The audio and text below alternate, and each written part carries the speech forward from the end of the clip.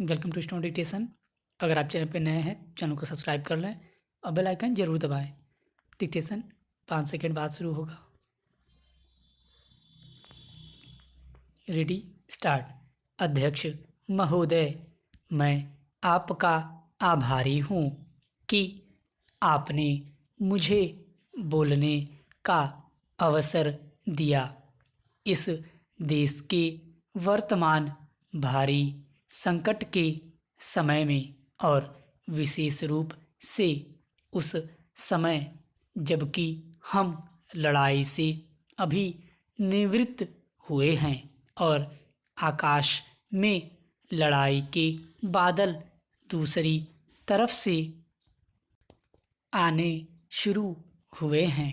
हमारे वित्त मंत्री ने जो बजट पेश किया है वे इसके लिए बधाई के पात्र हैं।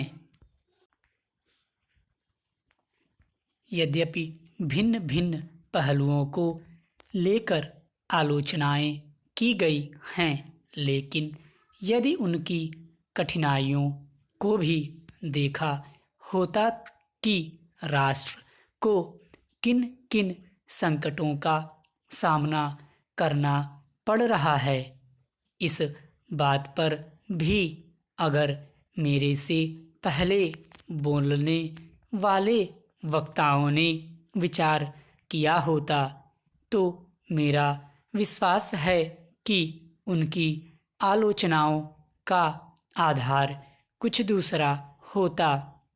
उन्होंने ऐसे कठिन अवसर पर यह एक संतुलित बजट पेश किया है, उसके लिए मैं उन्हें बार बार बधाई देता हूँ।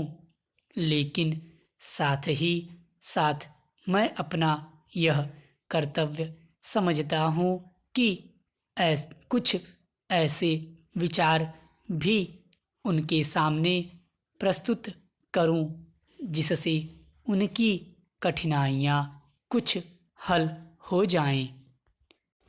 उदाहरण के रूप में विगत 2 वर्षों में लेखा जोखा कमेटी में बैठने के समय मुझे ऐसा अनुभव हुआ है कि इस देश में 2-3 इस प्रकार की त्रुटियां मौजूद हैं जिनको दूर करने के लिए, जिनकी जांच करने के लिए यदि कोई एक कमेटी या आयोग बिठा दिया जाए तो राष्ट्र को, राष्ट्र की सरकार को, राष्ट्र के विकास कार्यों को और राष्ट्र की रक्षा व्यवस्था के लिए करोड़ों नहीं अरबों की व्यवस्था फौरन हो सकती है।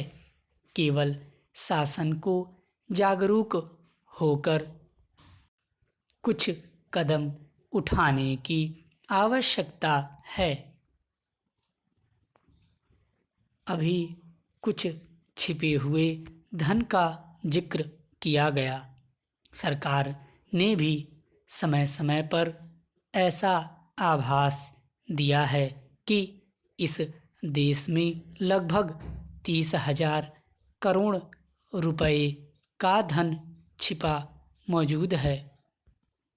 स्वयं मैं समझ नहीं पाता हूँ कि जब सरकार ऐसा अनुभव करती है तो इसकी व्यवस्था करने में उसको दिक्कत क्या आ रही है। ऐसा मालूम होता है कि कहीं इच्छा शक्ति की कमी है।